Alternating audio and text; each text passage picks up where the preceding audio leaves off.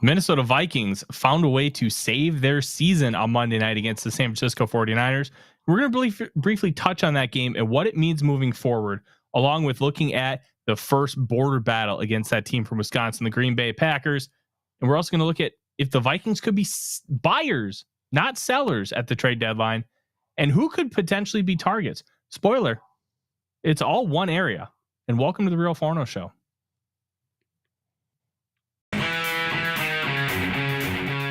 Welcome to the Real Forno Show, hosted by Tyler Forness, the managing editor of USA Today's Vikings Wire, writer for the College Football Network, publisher of Substack Run In Shooter, host of The Good, The Bad, and The Hungry on the Voices of Wrestling Podcast Network, as well as a founding member of Vikings First and SKOL.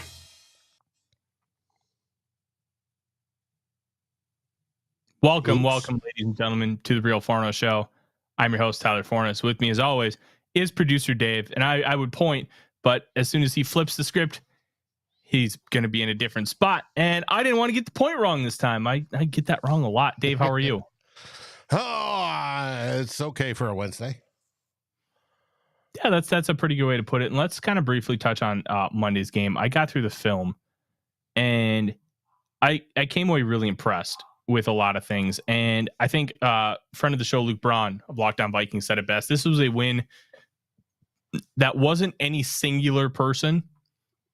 This was a true team win. Everybody stepped up.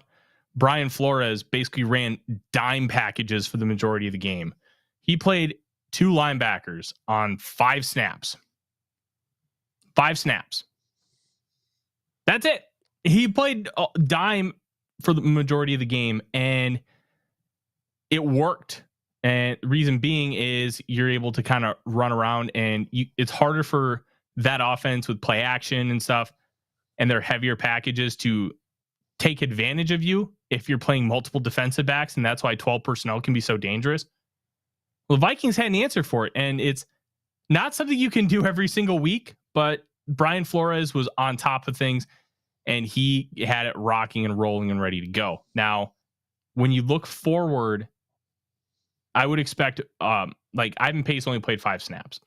That's not going to happen every single week, and a lot of it just has to do with game script, so I wouldn't place any kind of panic button like, oh, does Ivan Pace stink now? No, he's fine. But sometimes you have to look at things from a different lens where, okay, the game plan and game script called for this, so we're just going to continue to run that. And that's kind of how the Vikings handled it. And it was a really, really impressive game from the defense. Cam Bynum obviously was all over the field. He won Defensive Player of the Week, and it was well-deserved. He was dominating throughout the entire game and attacked multiple levels of the offense. Was a catalyst in forcing 3 turnovers. I think they may have credited Harrison Smith officially with that fumble, the forced fumble, but it was Bynum that got the tackle. And you look at some of the other pieces on the defense. Danielle Hunter looked like Danielle Hunter. DJ Wanham had a few good plays, and Jonathan Bullard stood out, especially in the running game, getting into the backfield, clogging lanes, playing really disciplined football, and being able to stop Christian McCaffrey before he was able to get a lot of yards. And I think they had around 100 rushing yards, probably just a little bit less. They were able to really corral that San Francisco attack from really being able to do a lot of damage. They only had a few down the field plays, and then obviously that Christian McCaffrey swing pass, which it feels really annoying, but the Vikings have made that play multiple times this year where, hey, you need to make this tackle in space, and they just didn't. And it just happened to be the perfect play call against the right defense that the Vikings called. Sometimes that happens, and you just got to live with it. And briefly on the offense, by the way, it wasn't 100 yards. The Vikings held them to 65 total yards rushing. All right. Well, that's even better. I'll take that. CMC only to 45. Okay. Hell yeah. When you take a look at the offense. Look, I think it's fair to say Dalton Risner played well, and he was a good signing, and he did a great job in relief of Ezra Cleveland, but he should not start over Ezra Cleveland, and he should remain the backup. Reason being, some of the things that Ezra can do, he just can't. And they were running a lot of, and listening to Luke earlier today, he really described it in a way that I wouldn't have been able to, because I just didn't know what it was called. They ran these trap protections, which, if you know trap, that you're going to have everybody slanting one way, and then you're going to pull a guard and get a trap block, like going the opposite way. So if everybody's slanting left, that guard's going to pull right. And that's how that play works. Well, they were doing some of those in pass protection, where Risner was trying to pull out from the left side to go block the right defensive end. That doesn't work very well when you're Dalton Risner, because as great as he is, he's a phone booth kind of guy. So if he were an offensive lineman for the Ravens, I think that'd be a great fit, because he's a mauler. And the second he gets his hands on you, you're done. And he can drive you, and he can do all these things. But when it comes to moving and climbing to the second level and pulling and being able to make those kind of blocks, that's not his game. And he's just not able to do it at a high enough level. Whereas Ezra Cleveland, that is his game. And that's how you can really maximize the strengths of this unit, by utilizing a guy like Ezra, who has really quick feet and great speed and agility for an offensive lineman. And that's going to help him moving forward, and why this offensive line can do multiple things. Because yes, you have O'Neal and Darisaw. You can't just leave them on an island every single play. You have to mix it up a little bit, and you have to be able to confuse the pass rush, because the pass rush needs to have an element of thinking. Well, what if I get chipped this play? What if they do that trap protection? Those little things make a difference. And I thought Risner acquitted himself well. I thought Ed Ingram did really well against Eric Armstead in their multiple one-on-one opportunities. A couple more things on the offense that we're going to kind of shift focus forward, because we have a lot to talk about. Kevin O'Connell's play calling is great. One of the disconnects I see with how people view his play calling and what the reality is with his play calling, it's all about execution. If the play is executed well, he gets a lot of praise. Oh, that was a great play call. But if the players don't execute the play, even though the play was there, it's viewed as bad. And I just challenge you to, like, get that all 22 from NFL Plus and go watch it. We'll end up sharing some of those instances, and I share plenty on my Twitter, so you'll be able to see some of those things. But the big thing here is, just because it wasn't executed doesn't mean it wasn't good. It's almost like you go to a steakhouse and they overcook your porterhouse. Well, the cut of meat was good, but they cooked it poorly. That's not the meat's fault. That's the cook. In this instance, Kevin O'Connell is the meat, and the players are the cook. If the players don't execute the plays, that's not. You can roundabout, hey, it's on the coaching. But if they coach it up right and the players just screw up, like, that's on them. And that's not on the scheme. That's not on the play calling. And I think that's where some of that disconnect is. But O'Connell's doing such a good job of getting guys in space and setting them up to succeed. And that's not something we've seen consistently with coaching staffs in the past. Last year at Donatel, Brian Flores is basically using the same players last year. There've been some replacements, and we've gotten younger, especially at the cornerback position. But he's getting them in position to succeed. And they're crashing to the ball. The Vikings have allowed more than 25 points 3 times this year. The other and the other 4 times, they're 3-1. So they're starting to be able to take advantage of teams with their defense. And I think that's really important here. Lastly, and I said this, and there was even a clip on social media today. Kirk Cousins played his best game as a pro. All encompassing. It was his best game. I had a couple people in my mentions be like, how are you going to spin this one on Kirky boy? There's no spin. Kirk was great. He stood in the pocket. He knew what he had to do. He knew that he was going to be facing some adversity without Jefferson. Season's on the line, and he balled out.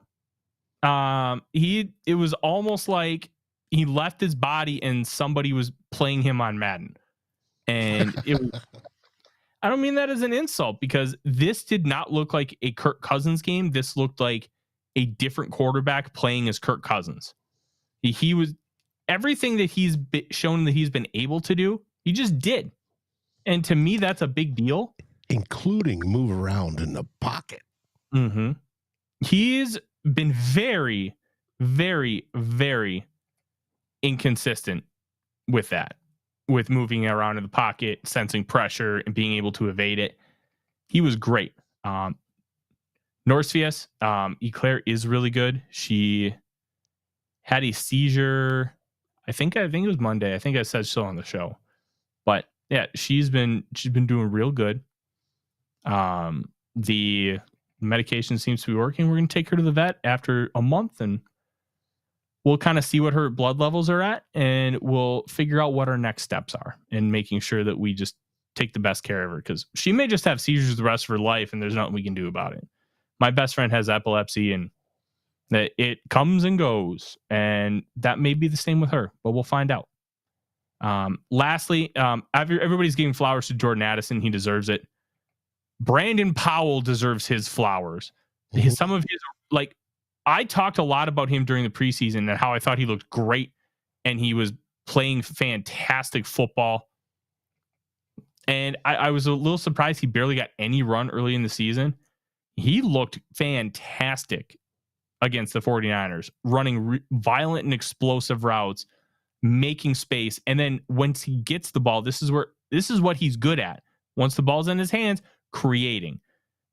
I'm a big Florida Gator fan. I think everybody knows that. You can kind of see, hey, I even screw up when I'm looking at myself. You can see the little gator right here. You can see the swamp right above. But they used him like Percy Harvin. And he's not Percy Harvin, but he's used as that kind of player. Player you can put in the backfield, a player you can put out wide as a returner, and then just get the ball in his hands, let him do things. And if the Vikings can figure out a way to give him the ball and just let him do things, I think you could actually have a level of success with Brandon Powell, and not just with the gadgety stuff, because he's shown over the last couple of weeks he can play. And it's a great development right now for the Vikings to have somebody step up, especially with Jalen Naylor still working his way back from that hamstring.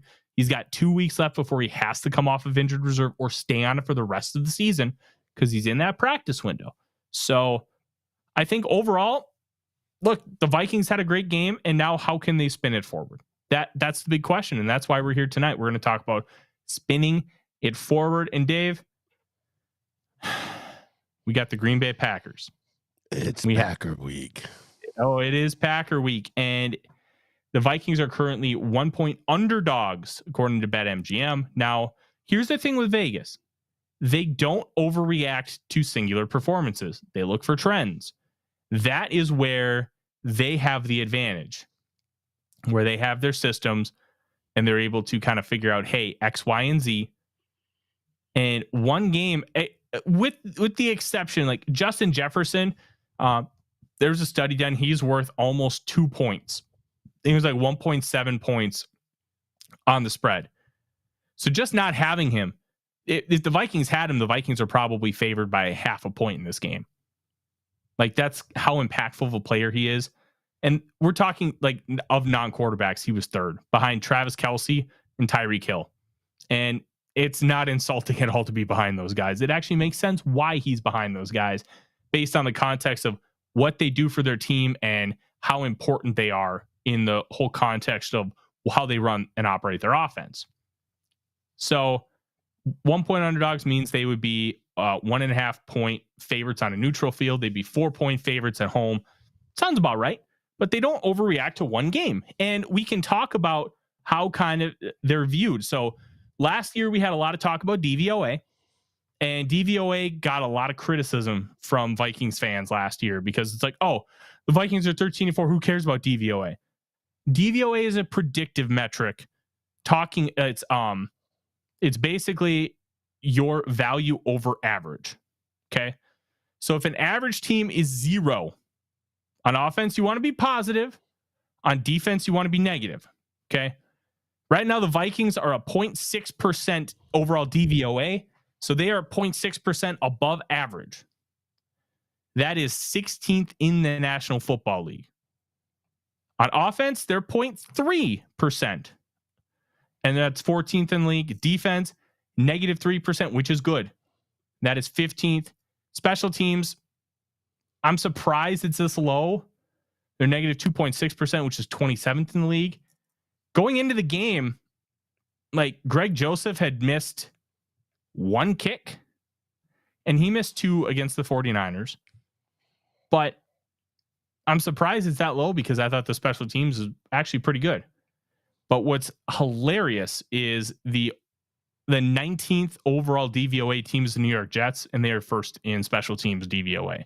So DVOA itself is not a metric that you should cling on to like, oh, this is God tier. This is everything. And we only need to make sure we follow DVOA. DVOA is meant to be predictive, and it's meant to be, hey, this is what you've done, and this is how we can predict you moving forward. So basically, the Vikings are a slightly above average football team. And even though they're losing, they probably shouldn't have a 3-4 record. Now, when you take a look at the Packers in those same metrics, they're worse, significantly worse.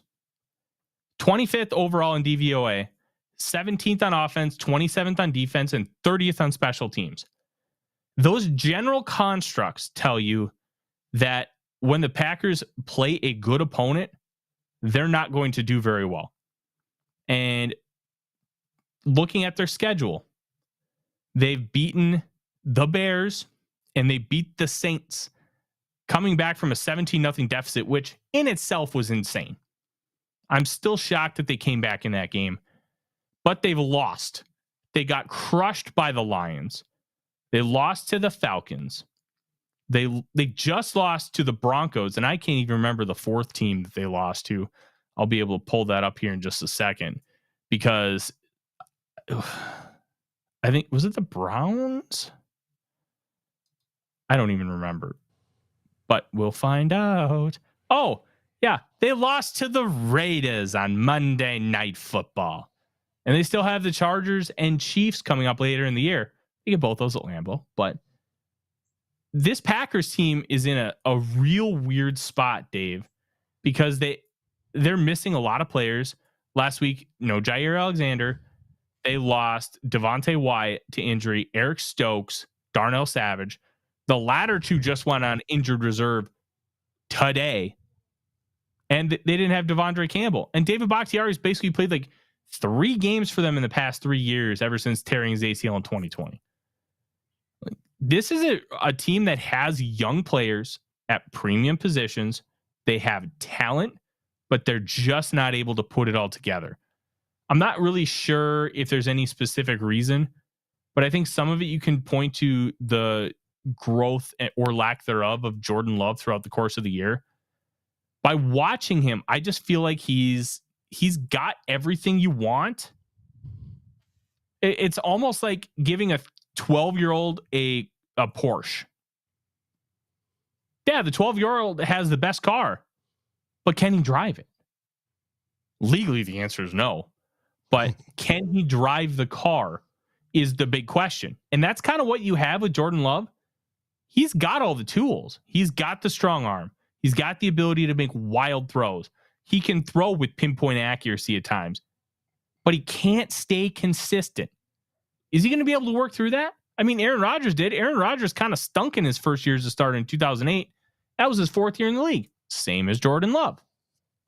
But when you look at those things, it's hard to know for certain whether it's Y or Z or something completely different.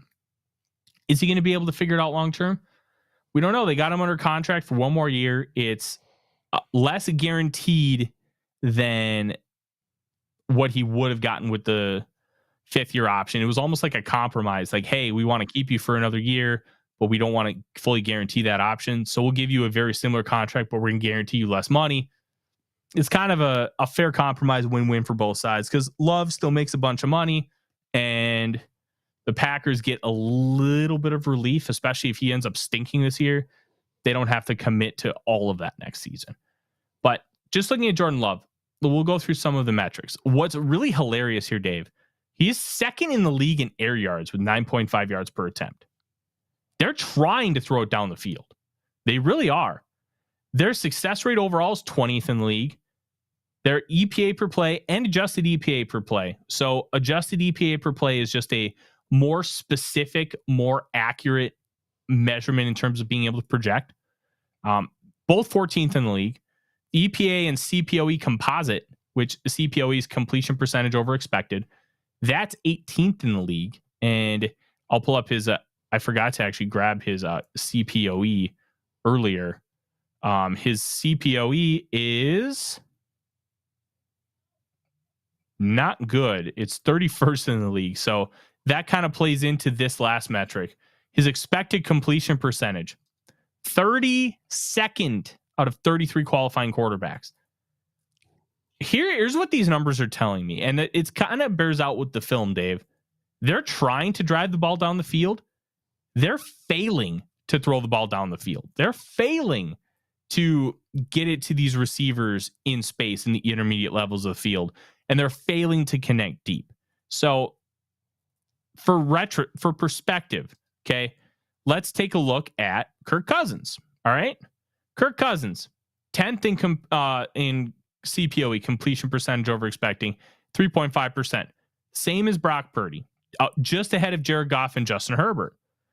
Air yards, Cousins is 25th in the league at 7.3, considering how many times, especially the last couple weeks, he's had to kind of throw it shorter. That number bears out. You'd like it better, but you live with it considering. Expected completion percentage, Jordan Love is 32nd. Kirk Cousins, 15th. Success rate. So success rate is, I don't have the specific numbers, but basically, is this play, like the play is like if you get over this, it's considered successful. Okay. Success rate for Kirk Cousins, 15th. And Jordan Love was 20th. EPA per play, Kirk Cousins, 12th. Adjusted EPA per play, Kirk Cousins is 9th. In the EPA CPOE composite, he is 8th. So Cousins ranks significantly higher in some of these metrics, but they're trying to drive the ball down the field even more with this offense in Green Bay. They're just not hitting. So what happens if they do start hitting it? What happens if Jordan Love ends up really starting to figure things out and is more comfortable throwing down the field and making better throws down the field and getting his mechanics tightened up so he can complete those passes? It can mean a really big change. And some of the things we've talked about the Vikings, where, hey, it's not so much that they're playing bad, they're just missing opportunities. The turnovers. You clean up the turnovers, the Vikings, you could make an argument the Vikings are undefeated right now. Like, that's kind of the same thing that we're talking about with Jordan Love. He needs to really figure out what he is and figure out some of those little things to correct it. If he can do that, this Packers team has a real opportunity to take a leap. But it's not all about the offense. The defense is struggling. I don't think there's a single Packer fan that likes Joe Barry. He runs a lot of the Fangio stuff. And we know all Fangio stuff has given Kevin O'Connell fits over the years, and it's given Sean McVay fits. That's why everybody from that tree wants to run Fangio stuff, because they're like, oh, it screws us up, it'll screw everybody up. That's kind of the theory and philosophy. They did decide to go with Brian Flores, which I think was the best call considering what personnel you have and how he likes to run his defense. Yeah, it's completely different, but that difference not always bad. So defensively, Packers defense is a struggle bus. And we're looking at some of the analytics right now because we can talk about like the on-field stuff and how they're struggling and the injuries. The injuries are probably what's going to do in the Packers this weekend. EPA per play, expected points added, 21st. Success rate, 23rd. Dropback EPA, 13th. So EPA per dropback. So anytime the quarterback drops back for a pass. Whether it ends up being a pass or not, but per drop back, 13th. Success rate per drop back, 23rd. So even though the EPA isn't always great, the success rate is, which means you can keep moving the chains. And by moving the chains, that's going to help you score points. Rush EPA and rush success rate, 25th and 26th. You can run the ball on these guys. Will the Vikings try to establish the run? How will they attack this defense? Is it going to be, I want to run the ball? Is it going to be, hey, let's beat these guys with play action and beat them over the middle of the field because the linebackers are hurt? Like, there's a lot of different things that you can talk about, but overall, this Packers team is really underperforming. And honestly, they should be 1-5. The fact that they ended up beating the Saints was more of a Saints collapse than a Packers, hey, nice job. This is a winnable game for the Vikings, Dave. What do you think? Oh, I agree. As well does most of America. It's over 56.4% of the money is going on the Vikings. I just got done recording the NFC North show, Who Will Be King, and the Bears representative is complaining how poorly his offensive line is playing, and he's worried about the pass rush. Well, as we all know, Davenport's out, unfortunately, and we expect that to be made up in different ways like we saw on Monday night. Yes, we have Danielle Hunter, but what Brian Flores is doing is mixing things up with the defense, as you mentioned, playing a whole lot of dime package. And all the blitzes he's doing is messing with these young quarterbacks' heads. That should continue on Sunday. I fully expect for Jordan Love to see things he hasn't seen in the quantity he hasn't seen. But it's not just Jordan Love, it's the offensive line as well. I think it was Booney that said, it's not the fact that you're blitzing that causes problems, but the fact that you're blitzing every single time, and it starts the O-line's head starting to swim is who's coming, who's going, who's dropping back, where are they running, who's stunting, who's doing this. And it gets tiresome throughout the game. And I do believe that's to the Vikings' advantage that they continue to do such. Throw in the weather. Weather forecast for Sunday, is it supposed to be cloudy?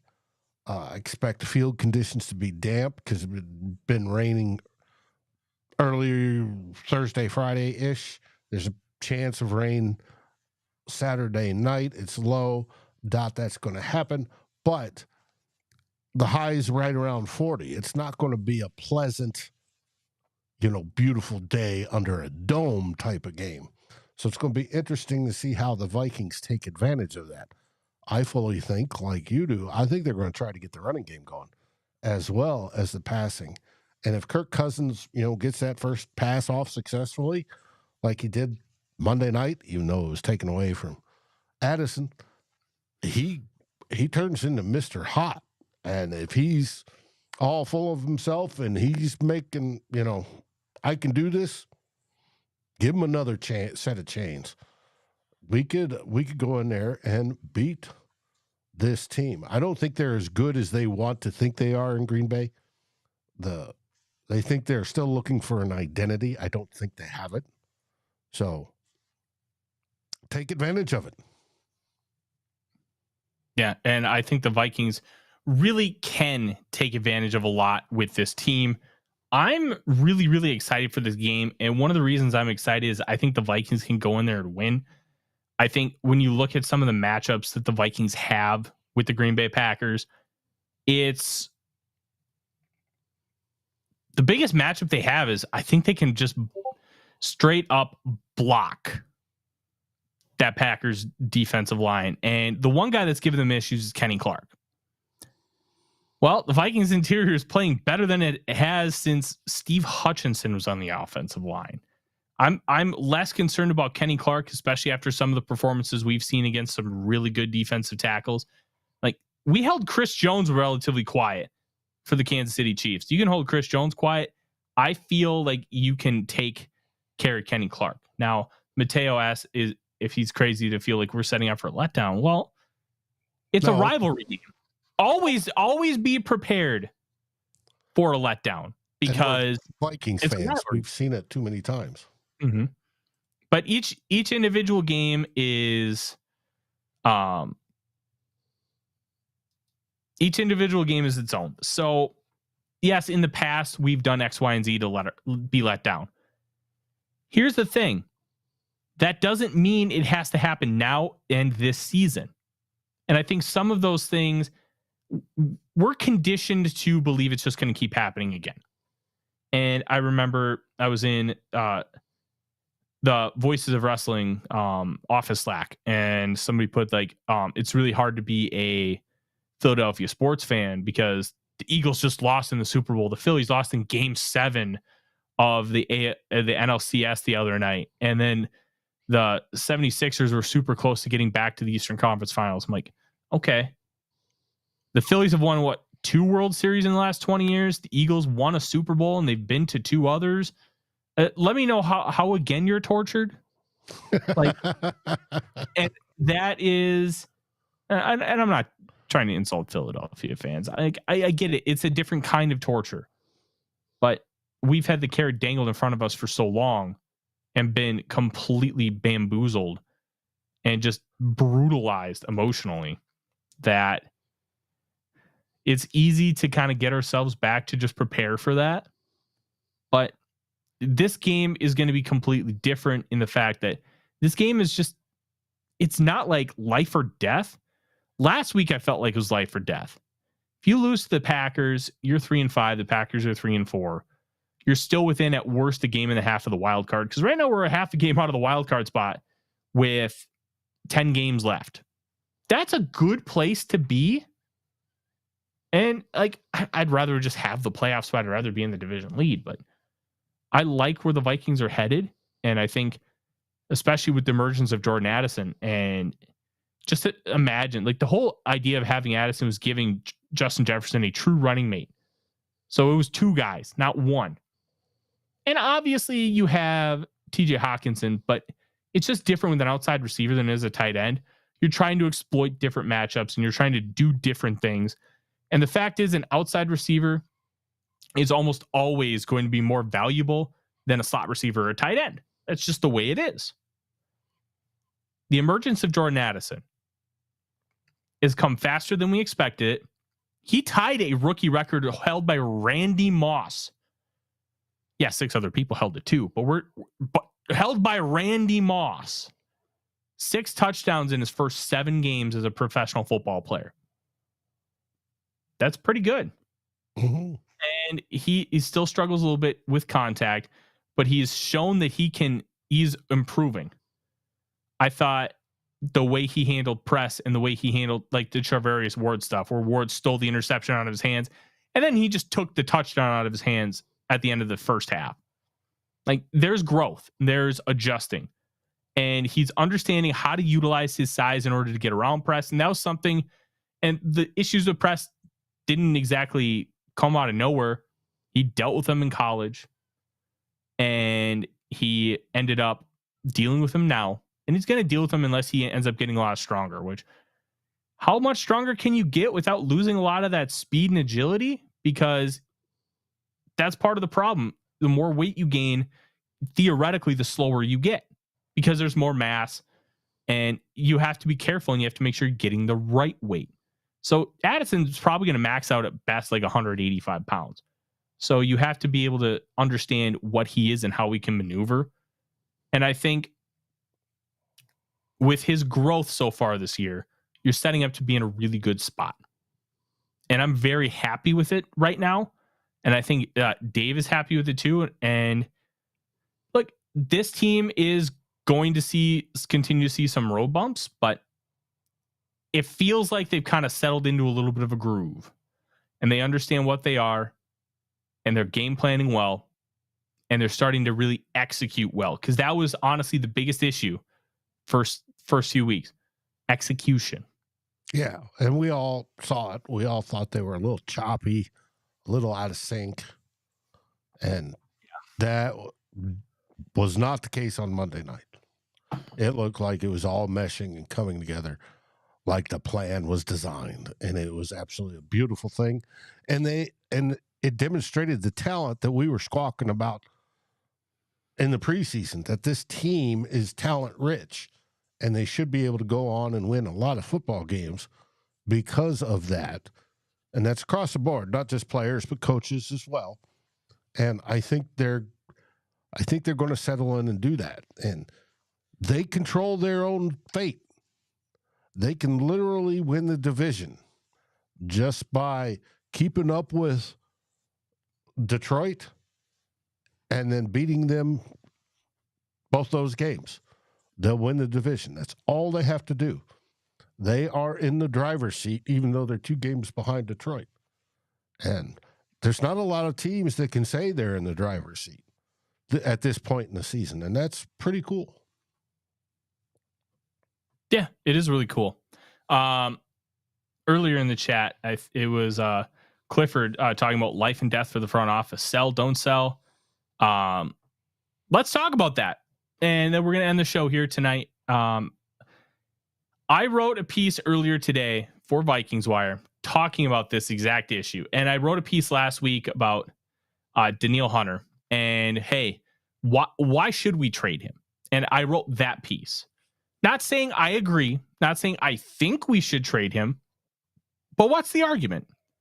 And I think if you approach it from the right way, it's a good idea. And before he ended up leaving us, I had one of my former writers, Kevin Fielder. I had him write the piece why we should trade Justin Jefferson, because you'd be able to get a haul back for him. Not saying that we agree with it, but it's a good thing to explore. And it's a good thing to understand, hey, what are the merits behind it? Because eventually somebody could offer you a package that's just too good to pass up. What happens if like Carolina offers you to go move down 8 spots in the draft and they give you an absolute haul? But instead of the first overall pick, it's Justin Jefferson. You have to be prepared for that. And I think that it's important to explore those things. And I want to address this because Dave, somebody put in the chat, Ryan, that it's a Vikings offense is designed for big body wide receivers anyways. Isn't designed. Negative. Oh, no, it says it's. Oh, you're right. I misread. Sorry. I think you can survive with bigger bodied wide receivers, but you look at those Rams teams that Sean McVay designed the offense for. Robert Woods weighs like 195. Cooper Kupp is now up to like 210, but he was like 195 himself. They have Tutu Atwell, like the smallest player in the history of football, 155 pounds. They don't draft big receivers. Puka Nacua is like 205 at 6'1.5". He's probably their biggest receiver. So I don't necessarily think that it's built for big receivers, but I think I can understand why like the brain goes there, because they do ask the receivers to block a lot and stuff, but it doesn't have to be big guys. It just has to be capable guys for what they're being asked to do. Whereas the X receiver in Norv Turner's offense, the prototype was Michael Irvin, which is why they drafted Laquan Treadwell. And Treadwell I thought was a bad pick at the time because I saw him. Oh, you meant isn't. Oh, okay. Well, then ignore my diatribe, Ryan. Like Treadwell had a devastating leg injury. Similar, but not similar to Lewis Scenes. I think it was a compound fracture of his leg and he had some ligament damage, but it was higher up. It wasn't the ankle, it was the leg. And I still remember because they were about to score and he broke it on the 1 yard line, fumbled it away. It was unfortunate for a multitude of reasons, not just the injury itself, but within the game script, it was unfortunate. And he wanted that guy. Well, in this offense, you find the guy and you make it work. You don't find a guy that's specific. And let's look at this, okay? The Vikings at the trade deadline. Should they make a trade? Should they stay and put? Should they sell or buy? I think these are very important questions, Dave. I don't think they're going to sell. I think if they got blown out by the 49ers, they would have sold. And I think that's a fact of, well, they're just not very good. And you just kind of proved it on a big stage against what I thought was the best team in football going into Monday night. Well, instead, they showed, hey, they're that good. They're that good. And the Vikings could make a run here. Now, is that going to mean Super Bowl? Let's just be real. Probably not. And that's okay. Because success is not measured all the time by a Super Bowl title. Now, it's what we want. We want a Super Bowl. And I work for SKOL North. And the mantra on Purple Daily is, we just want to win a Super Bowl before we die. But it doesn't always have to be X plus Y equals Super Bowl. Could be Z plus Q plus A plus 7. Like, there is no concrete path where you have to follow this to get to the Super Bowl. And if the Vikings play well this year, and then they still end up finding that future quarterback, that could be even better. Growth with these young players on the team is important for the future success. And it's not always about tanking and just finding that quarterback. Now, finding that quarterback is a big part of this equation. But having success in figuring out who's working and who you need to replace and how you're going to construct this salary cap roster is important. And one thing that I think they could do, and how I approached my piece, where I looked at 8 different players that the Vikings could end up trading for. What if they found their defensive TJ Hawkinson? What if they found a guy that they trade for and they give a big contract to because they believe, hey, he's a cornerstone of our team now? I think there's a few guys out there that they could end up looking at. And it starts with the Washington Commanders. They have 2 edge rushers. Now, one of them is Montez Sweat, first round pick, 26 overall 2019 draft. 5.5 sacks this year, 34.5 sacks throughout his career. Good little player. I don't think he's better than Danielle Hunter, but I think he's like the tier below. So as your second option, I think he's really good. And I don't know what it would cost to acquire him. And his teammate Chase Young, second overall pick, 2020. Thought to be better by analysts than Nick Bosa, who was his college teammate. And he had a torn ACL 2021, basically missed all of 2022. Now, and they did not pick up his 5th-year option. Now he's finally starting to really show that he's back. And he's ready to come back to form. He doesn't seem to be in the Commanders' plans long term. Now, is that a good thing? You could argue it's both. You could argue it's good and bad, because just because a player is showing things, they just may not be in their plans. Because you got to remember, Ron Rivera didn't draft him. So those things matter, but it might cost a little bit to go get that guy. But then if you give him an extension and then you give Danielle Hunter an extension, all of a sudden you've got 2 edge rushers for the next 3 to 5 years, and you're set at that position. Now, what do you do with Marcus Davenport? Well, if he comes back healthy and plays really well, sign him. Put him at 5 technique. Put him at defensive end, not outside linebacker. Put him at defensive end. And let him wreak havoc from the interior, because that's where he does a lot of his damage. Get him to bulk up like 5 to 10 pounds, because he already weighs like 280, 285. Get a little bit more. Get some strength. And wreck on the interior. And I think that might actually be a better place for Davenport because of his athleticism and his length and his just overall size. He's got like 35.5-inch arms. And then you can just do things and flex them out anyways. And you can let him rush from a wide 9. So I think if they want to do a TJ Hawkinson-like move where they're going to invest in a player, I think that's a route that they can go. And I think it makes a lot of sense to go there. But Dave, do you want to give up that kind of draft capital just to pay another guy? Because that's something that, yeah, you can do it and arguably should do it. the Eagles trading for A.J. Brown and then giving him a market value contract is one of the better moves of the last couple of years because it immediately catapulted that Eagles offense to a stratosphere that they hadn't seen in a long time and were able to take advantage of things. And honestly, that was the biggest catalyst of Jalen Hurts' ascension and then making the Super Bowl.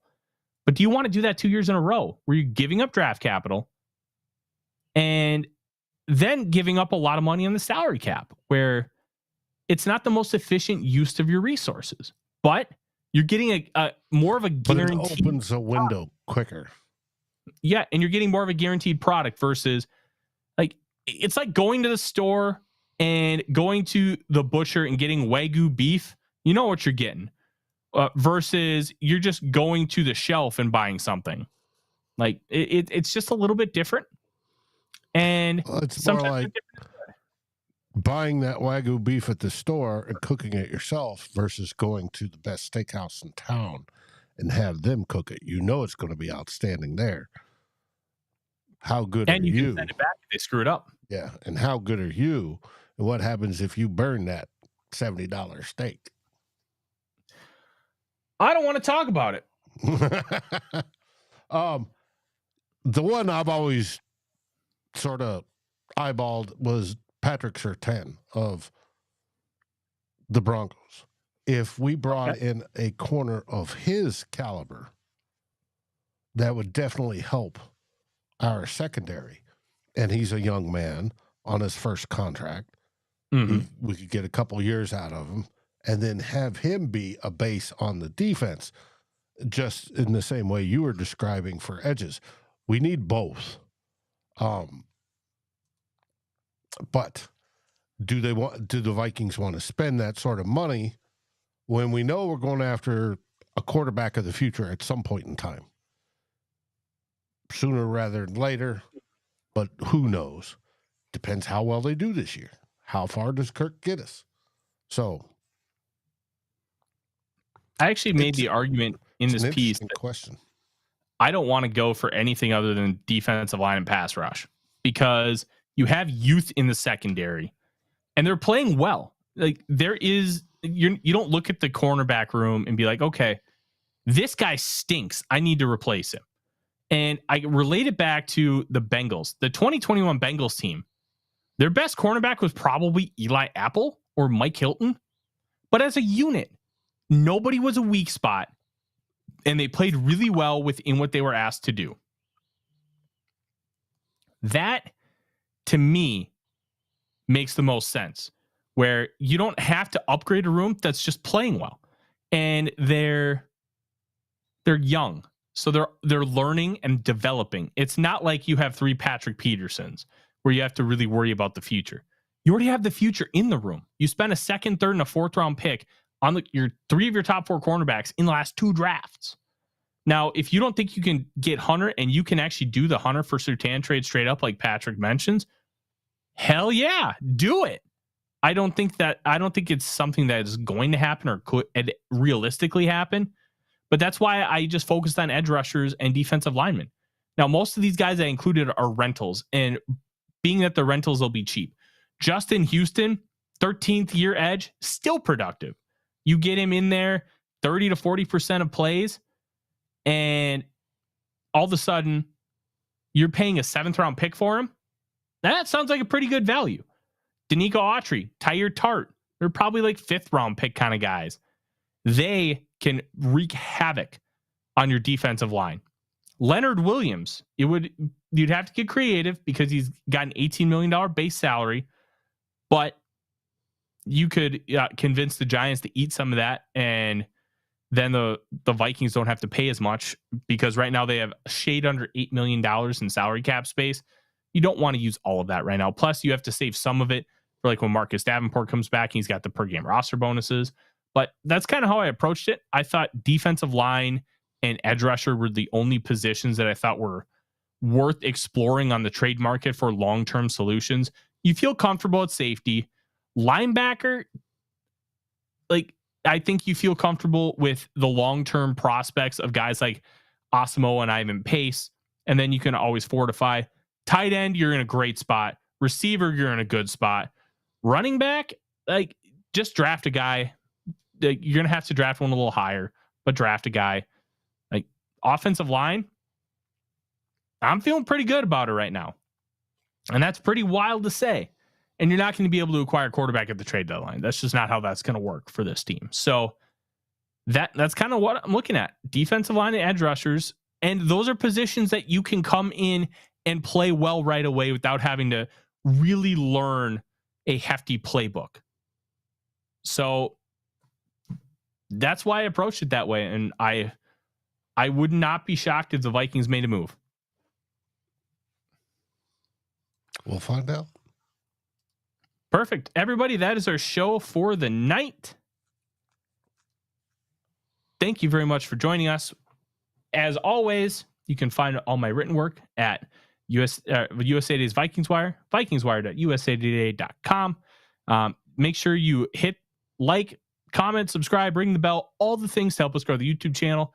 We do have subscriptions, and we will be ramping up that content here over the next few months. It's the easiest way to support us, and we're going to have a lot of fun stuff here for you down the line.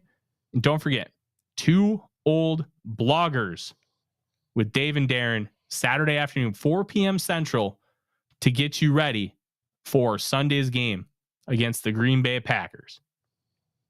Anything else, Dave? Hey, that all sounds good to me. And remember, we have podcasts that drop, not just of shows, but also that are podcast only.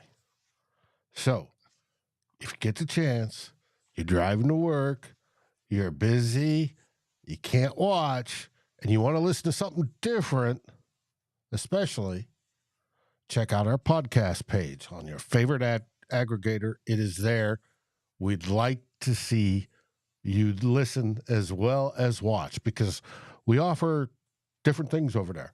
And it's a great way to divert yourself, no matter what you're doing, whether you're at work or out shopping with the wife or whatever it is. So enjoy our podcast too. We have a good time making them. Mm-hmm. Yeah, we absolutely do. And now it's time to get horned up with one bar and Lupagus. So go check him out. Mm-hmm. He's Dave. I'm Tyler. SKOL Vikings, baby. SKOL Vikings.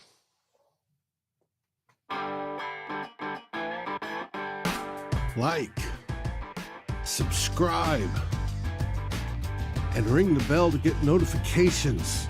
It helps us grow this community that we all love, our Minnesota Vikings. And on behalf of Tyler Forness and myself, Dave Stefano, thank you so dearly for watching the Real Forno Show. SKOL, everyone.